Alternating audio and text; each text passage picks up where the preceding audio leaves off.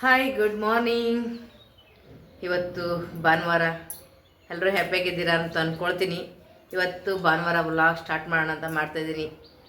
ಬನ್ನಿ. ಮತ್ತು ನಮ್ಮ ಮೈಸೂರಂತೂ ಇವತ್ತು ವೆದರ್ ಸಿಕ್ಕಾಬಟ್ಟೆ ಕೋಲ್ಡ್ ಇದೆ. ನಿಮ್ಮ ಕಡೆ ಹೇಗಿದೆಯೋ, ಎಲ್ಲಿಂದ ವೀಡಿಯೋ ನೋಡ್ತೀರಾ ನನಗೆ ಗೊತ್ತಿಲ್ಲ.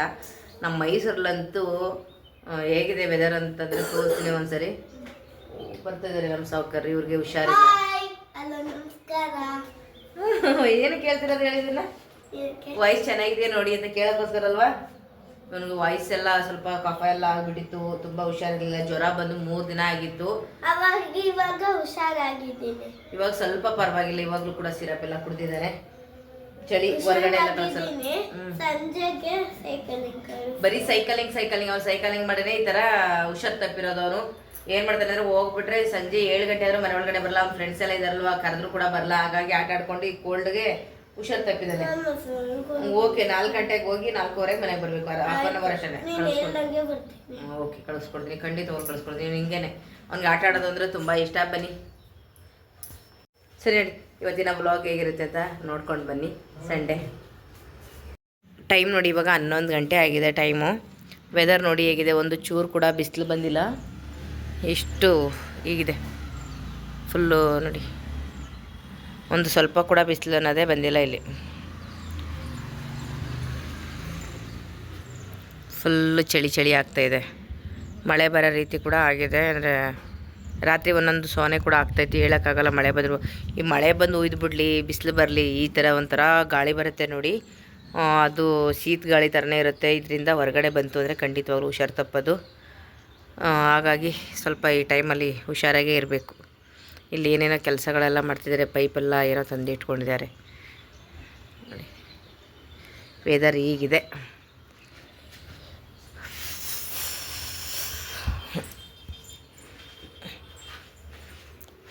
ಇವಾಗ ನಮ್ಮ ಮನೆಯಲ್ಲಿ ಸಂಡೇ ಸ್ಪೆಷಲ್ ಟಿ ವಿ ಹಾಕಿ ಟಿ ವಿಲಿ ಏನೂ ಓಡ್ತಾಯಿಲ್ಲ. ರೆಡಿ ಮಾಡಬೇಕು ಇವಾಗ ಅಂದ್ಬಿಟ್ಟೆಲ್ಲ ಇಟ್ಟಿದ್ದೀವಿ. ಕಾಯೆಲ್ಲ ತುರಿದಿಟ್ಟಾಗಿದೆ. ಇಲ್ಲಿ ನೋಡಿ, ಮಟನ್ ಆಲ್ರೆಡಿ ತಲೆಕಾಲು ಬಂದಿದೆ. ಇವಾಗ ಮಾಡಬೇಕಷ್ಟೇ ಅಡುಗೆ.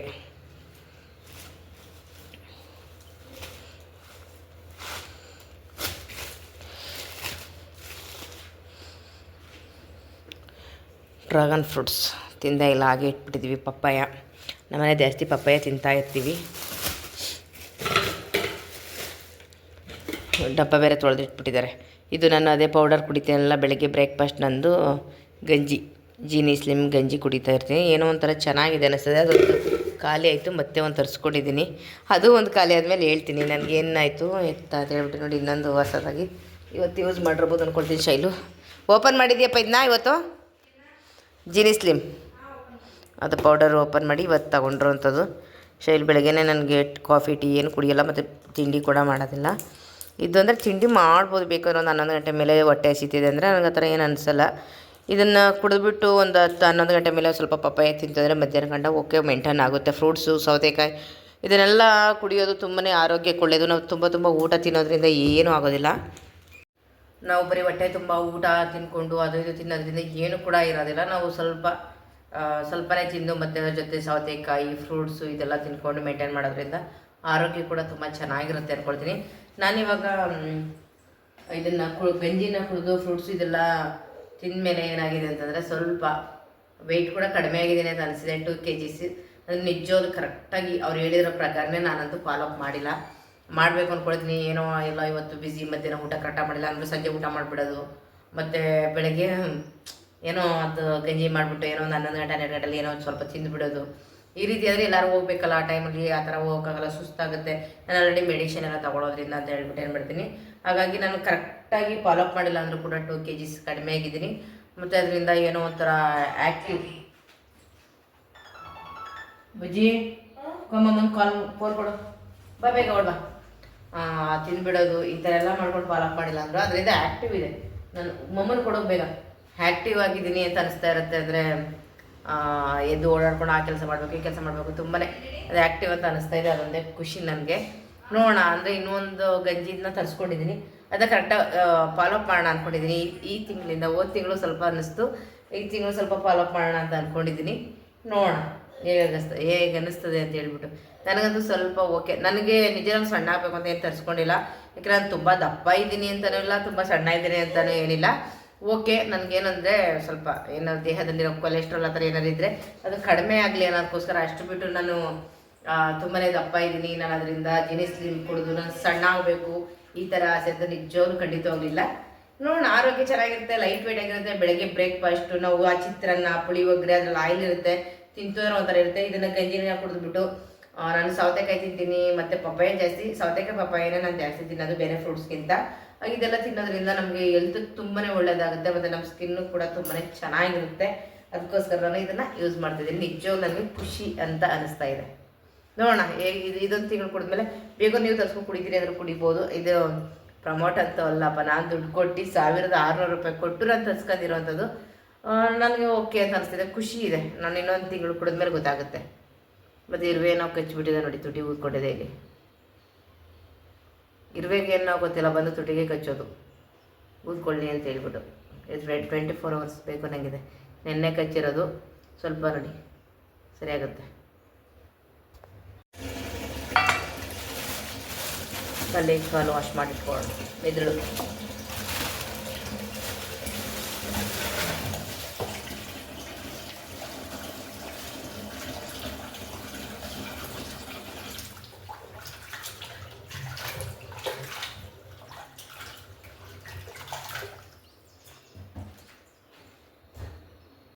ಚೆನ್ನಾಗಿರುತ್ತೆಯೋ ಚೆನ್ನಾಗಿಲ್ಲ ಅಂತ ನೋಡಿದ್ದಾಗಲೇ ಗೊತ್ತಾಗುತ್ತೆ. ಇದು ಚೆನ್ನಾಗಿದೆ ಅಂತ ಅನಿಸ್ತಾ ಇದೆ. ನೋಡೋಣ, ಇಲ್ಲಿ 1.25 kg ಇದೆ ಅಂತ ಒಂದು ತಲೆನೇ. ಇಲ್ಲಿ ನೋಡಿ 1.25 kg ಇಲ್ಲ ಪುಟ, ತಲೆ 1.25 kg ಇಲ್ಲ. ಇಲ್ಲ ಇಲ್ಲ, ತಲೆ ಕಾಲಿಂದನೂ ಇಲ್ಲ. ಹಾಂ ನೋಡ್ಬೈಲಿ, ನೀವೇ ನೋಡಿದ್ರಲ್ಲ. ಹಾಯ್ ಪರು, ಏನು ನೋಡ್ತಿದ್ದೀರಾ? ಏನು ತೊಗೊಂಡ್ಬಿಟ್ಟಿದ್ದೀರಾ ಅಂತಾರ? ಚಿಚ್ಚಿ ತಿಂತೀರಾ ನೀವು? ತಿಂತೀರಾ? ಅಯ್ಯಯ್ಯೋ ಕಾಣಿಸ್ತಾ ನೋಡ್ತಾ ಇದ್ದಾರೆ ಮನೇಲಿ ಅಂತ. ಬರಗೌಡ್ರು, ಏನಿದು ಏನೇನೋ ಮಾಡ್ತಾ ಇದಾರಲ್ಲ ಇವರು ಅಂತೇಳಿ ಫೋನಲ್ಲಿ ನೋಡಿ. ಅಲ್ಲೆಲ್ಲಿ ಮಗನೆ, ಅಲ್ಲಿ ಹಾಯ್ ಮಾಡಿ ಅಲ್ಲ ಬರಗೌಡ್ರೆ. Hi hi. ಬಂಗಾರಿ ಬಂಗಾರಿ ನಗು ಅಂದ್ರೆ ಬಂಗಾರಿ ಬಂಗಾರಿ ಬಂಗಾರಿ ಬಂಗಾರಿ ಅಂದ್ರೆ ನಗು. ಇಲ್ಲಿ ಇಲ್ಲಿ ಅಲ್ಲಲ್ಲ ಮನೆ ಗ್ಯಾಸ್ ಸ್ಟವ್ ನೋಡ್ತೇವೆ ಅಲ್ಲಿ.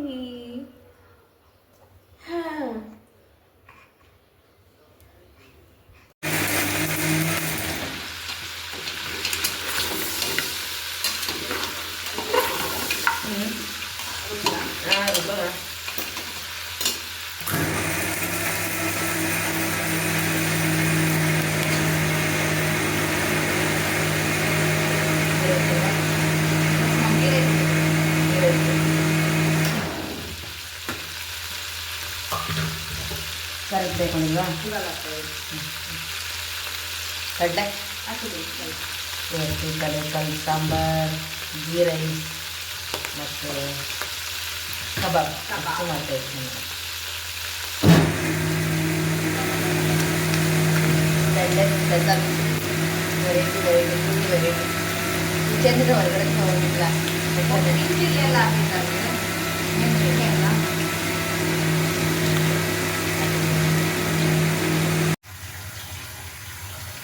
ಇವಾಗ ಅಡುಗೆ ಆಲ್ಮೋಸ್ಟು 40% ಮುಗಿದೆ. ಮಟನ್ ಸಾಂಬಾರು ರೆಡಿ, ಮತ್ತು ಈ ಕಡೆ ಗೀ ರೈಸ್ ರೆಡಿ, ಈ ಕಡೆ ಕಬಾಬ್ನು ಕೂಡ ಎಲ್ಲ ಮ್ಯಾರಿನೇಟ್ ಮಾಡಿದ್ವಿ. ಗ್ಯಾಪಲ್ಲಿ ಫ್ರೂಟ್ಸ್ ಕಟ್ ಮಾಡೋಣ ಅಂತ ಕಟ್ ಮಾಡ್ತಾಯಿದ್ವಿ. ಪಪ್ಪಾಯ ಇವಾಗ ತರುವಂಥ ಪಪ್ಪಾಯದಲ್ಲಿ ಬೀಜಗಳೇ ಇರೋದಿಲ್ಲ. ಇದರಲ್ಲಿ ಏನೋ ಒಂದು 3 ಮತ್ತೊಂದು ಇಷ್ಟಿದೆ. ಬೀಜನೂ ಕೂಡ ಯೂಸ್ ಮಾಡ್ಬೋದು. ಇದನ್ನು ನೀಟಾಗಿ ವಾಶ್ ಮಾಡಿ ಒಣಗಿಸಿ ಪೌಡರ್ ಮಾಡಿ ಬಳಸೋದ್ರಿಂದ ಆರೋಗ್ಯಕ್ಕೆ ಒಳ್ಳೆಯದಂತ. ಫ್ರೂಟ್ಸಲ್ಲಿರೋ ಬೀಜಗಳನ್ನ ಬಳಸಿರೋದ್ರಿಂದ ಏನೇನಿಲ್ಲ ಬಳಸೋಣ.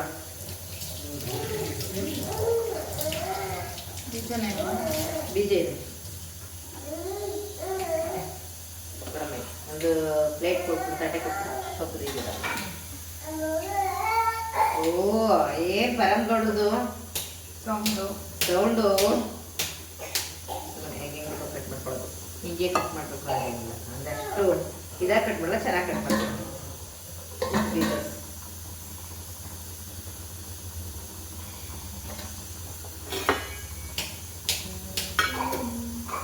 ಓ ಕೆಮ್ಮೆಲ್ಲ ಬರ್ತಾ ಇದೆ ಪರಮಗೌಡ್ರಿಗೆ. ನೋಡಿ ಹೆಂಗ್ ಮಾಡ್ತಿದ್ರೆ ನಾಟಕ, ಯಾರು ಬಂದಿಲ್ಲ ಅಂತ.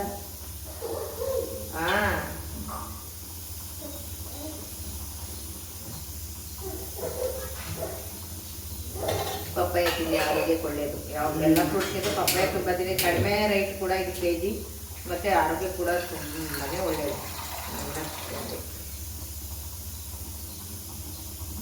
ಸೂಪರ್ ಇದೆ.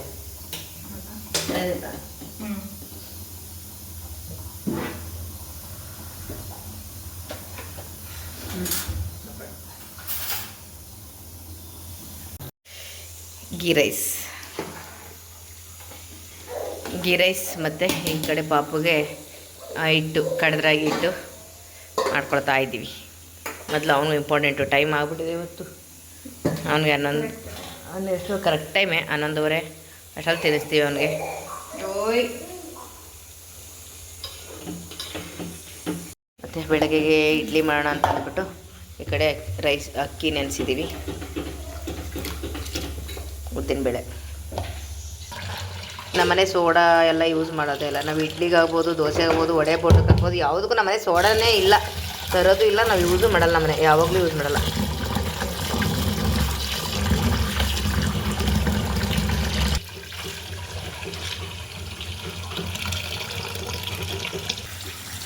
ಉದ್ದಿನಬೇಳೆ ಒಂದು 2-3 ಸರಿ ಚೆನ್ನಾಗಿ ತೊಳೆದ್ಬಿಟ್ಟು ನೆನೆಸ್ಬಿಟ್ರೆ, ಆಮೇಲೆ ರುಬ್ಬೇಕಾದ್ರೆ 1-2 ಸರಿ 3 ಸರಿ ತೊಳ್ಕೊಂಡ್ರೆ ಸಾಕು. Ghee rice ready. Ghee rice, ಕಲೇಕಾಳು ಸಾಂಬಾರು, ಮಿದುಳು ಎತ್ತಿಟ್ಕೊಡ್ಬೇಕು ಮೊದಲು, ಇಲ್ಲಾಂದರೆ ಮಿಕ್ಸ್ ಆಗ್ಬಿಡುತ್ತೆ. ಇಲ್ಲಿ ಇಷ್ಟೇ ಅಲ್ಲ, ಚೆನ್ನಾಗಿ ಬೆಂದಿದೆ. ನಾನು ಸ್ವಲ್ಪ ಕುದಿಸ್ಕೋಬೇಕು ಅಷ್ಟೆ. ಭಾನುವಾರ ಅಂದರೆ ಸ್ಪೆಷಲ್ ಇರಲೇಬೇಕಲ್ವ, ವೆರೈಟಿ ಕೂಡ ಇರಬೇಕು. ಇನ್ನು ಕಬಾಬ್ ಮಾಡ್ಕೊಬಿಟ್ರೆ ಸೈಡಲ್ಲಿ ಎಲ್ಲ ಅಡುಗೆ ರೆಡಿ. ನಿಮ್ಮ ಮನೆಗಳಲ್ಲೆಲ್ಲ ಏನು ಮಾಡಿದ್ದೀರ ಅಂತ ತಿಳಿಸಿ. ಕಲೇಕಾಳು ತಗೊಂಡು ಬಂತು ಅಂದರೆ ಅದ್ರ ಜೊತೆ ಮೇಕೆದು ಮಿದುಳು ಅದು ಕೂಡ ಹಾಕಿರ್ತಾರೆ ನೋಡಿ, ತುಂಬಾ ಚೆನ್ನಾಗಿರುತ್ತೆ. ಇದು ಸಪ್ರೇಟ್ ಎತ್ತಿಟ್ಕೊಂಡೆ ಬೇಯಿಸ್ಬಿಟ್ಟು ಸಾಂಬಾರಲ್ಲಿ ಹಾಕ್ಬಿಟ್ಟು ಬೇಯಿಸ್ಬಿಡ್ತೀನಿ ನಾನಂತೂ. ಇದು ಸಪ್ರೇಟ್ ಮಾಡ್ಕೊಳ್ಳೋದೇ ಇಲ್ಲ. ಒಬ್ರು ಇದನ್ನು ಸಪ್ರೇಟೇ ಮಾಡ್ತಾರೆ, ನಾನು ಹಾಗೆ. ಮತ್ತು ತುಂಬ ಜನಕ್ಕೆ ಒಂದು ಡೌಟು, ಏನಕ್ಕೆ ಈ ಥರ ನೀವು ಕೂಡಲೆಲ್ಲ ಕಬ್ಬಿಣ ಹಾಕ್ತೀರಾ ಅಂತ. ಅಂದರೆ ನಾನು ಇದಕ್ಕೆ ಅಂತಲೇ ಸಾಂಬಾರು ಗಜ್ಜೋದಕ್ಕೆ ಅಂತಲೇ ನಾನು ಇದನ್ನು ಇಟ್ಕೊಂಡಿರೋದು. ಕುಡುಗಲು ನೋಡಿ, ಈ ಥರ ಈ ಕುಡುಗಲ್ಲ ಇಟ್ಕೊಂಡಿರೋದು. ಇದನ್ನು ಚೆನ್ನಾಗಿ ಕಾಯಿಸ್ಬಿಟ್ಟು ಈ ರೀತಿ ನಾವು ಉಜ್ಜೋದು. ಅದು ಹಿಂದೆಯಿಂದನೇ ಬಂದಿದೆ. ಏನೋ ದೇಹಕ್ಕೆ ಕಬ್ಬಿಣದ ಅಂಶ ಬೇಕು ಅಂತಂದರೆ ಈ ರೀತಿ ಮಾಡೋದು ಅಂತ ನಾನು ಅಂದ್ಕೊಂಡಿದ್ದೀನಿ. ಹಿಂದಿನಿಂದ ಮಟನ್ ಸಾಂಬಾರಿಗೆಲ್ಲ ದೃಷ್ಟಿಯಾಗಿರುತ್ತೆ, ಅದಕ್ಕೋಸ್ಕರ ಅಂತ ಹೇಳಿರ್ತಾರೆ. ನಾನು ಈ ಥರ ಇದನ್ನ ಚೆನ್ನಾಗಿ ಕೆಂಪು ಕಾಯಿಸಿ ಅಜ್ಜಿರ್ತೀನಿ. ಇದಕ್ಕೂ ಮುಂಚೆನೇ ಇದನ್ನು ಕ್ಲೀನಾಗಿ ತೊಳ್ಕೊಂಡು ಕಾಯಿಸೋಕ್ಕಾಗ್ತೀನಿ. ಮತ್ತು ಇವಾಗ ಇದು ಅಜ್ಜಾದ್ಮೇಲೆ ಕೂಡ ನೀಟಾಗಿ ತೊಳೆದ್ಬಿಟ್ಟು ಇಡ್ತೀನಿ. ಯಾವಾಗಲೂ ನಾವು ಇದೆಲ್ಲ ಇದು ಮಾಡ್ಕೋಬೇಕು ಅಂದಾಗ ಈ ಥರ ಕಾಯಿಸ್ಬಿಟ್ಟೆ ಇದು ಮಾಡ್ಬೇಕು. ನೋಡಿ ಎಲ್ಲ ಅಂಟ್ಕೊಬಿಟ್ಟಿದೆ ನೋಡಿ ಮಟನ್. ಇಷ್ಟೇ. ಇದನ್ನು ಇವಾಗ ನೀಟಾಗಿ ಚೆನ್ನಾಗಿ ತೊಳೆದ್ಬಿಟ್ಟು ಸೋಪಾಗಿ ತೊಳೆದು ಎತ್ತಿಡ್ತೀನಿ ನಾನು.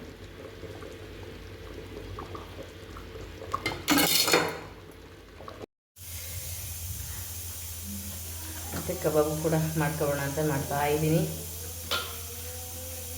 ಸ್ವಲ್ಪ ಚೆನ್ನಾಗಿ ಮ್ಯಾರಿನೇಟ್ ಮಾಡಿ ಇಟ್ಬಿಡ್ತು ಅಂತಂದರೆ ಕಬಾಬ್ಗೆ ಚೆನ್ನಾಗಿರುತ್ತೆ. ಒಂದು 1/2 ಅವರ್ ಆದರೂ ಮ್ಯಾರಿನೇಟ್ ಮಾಡಿ ಇಡಬೇಕು. ಮತ್ತು ನಾವು ಬೇರೆ ಯಾವುದೇ ಮಸಾಲೆ ಹಾಕಲ್ಲ. ನಾನು ಮನೆಯಲ್ಲೇ ರುಬ್ಕೊಂಡೆಲ್ಲ ಹಸಿಮೆಣಸಿಕಾಯಿ, ಬೆಳ್ಳುಳ್ಳಿ, ಶುಂಠಿ, ಕೊತ್ತಂಬರಿ ಸೊಪ್ಪು, ಈರುಳ್ಳಿ ಎಲ್ಲ ಹಾಕಿ ರುಬ್ಬಿ ಮನೆಯಲ್ಲೇ ಮಾಡಿಕೊಡುವಂಥ ಕಬಾಬ್ ಪೌಡರ್. ಅದು ಬಿಟ್ಟು ಹೊರಗಡೆದು ಯಾವುದು ಕೂಡ ನಾನು ಯೂಸ್ ಮಾಡೋಕ್ಕೆ ಹೋಗಲ್ಲ. ಕಬಾಬ್ದೆಲ್ಲ ತುಂಬ ವೀಡಿಯೋ ಎಲ್ಲ ಮಾಡಿ ಹಾಕಿದ್ದೀನಿ ಇವಾಗ. ಸಾಕು, ಇದಿಷ್ಟೇ ಬೇಕು.